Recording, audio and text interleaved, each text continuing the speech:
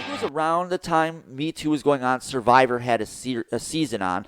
And in that season, they kind of summed up what was wrong with Me Too. And honestly, I don't know if you've noticed, but I got to do a podcast on this too. But Survivor's kind of taken a complete left turn since then, since they happen to be the ones that exposed Me Too's faultiness, if you will. And what that was is there was a guy on that show, he was a little handsy, you know? I mean, again, like, it wasn't like he was grabbing ass and being weird about it. He just liked touching people. And I get it. Like, I've met people that way. Some people, especially these older guys. You know, I forgot how old this guy was, but he's definitely older than me. I would have to put him in the Gen X category. And what these kids fail to understand is that people, born in the 80s.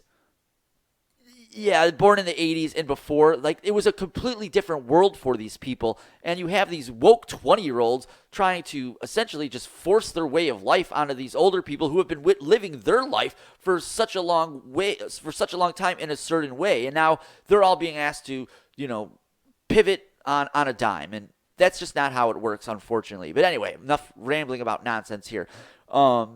This gentleman was a bit handsy, and again, in a friendly way, but given the circumstance of the society that we're in today, there was a few times in the game that they asked him not to do that.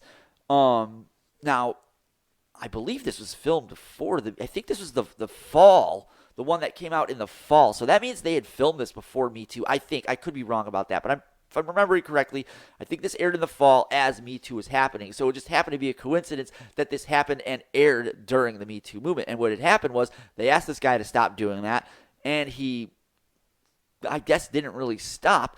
And then as this was kind of going on, these girls that were having issues with him, there was an episode they ended up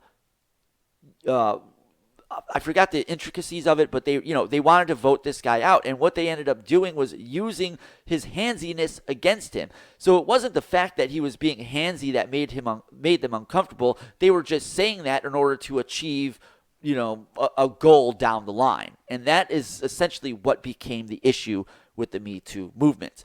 And we've seen this again and again, where people are asked to, repent for their sins, and if they don't, make them into pariahs. And it's a very, very big problem that we have here in our society with this younger generation and these older generations that want to pander to these younger generations.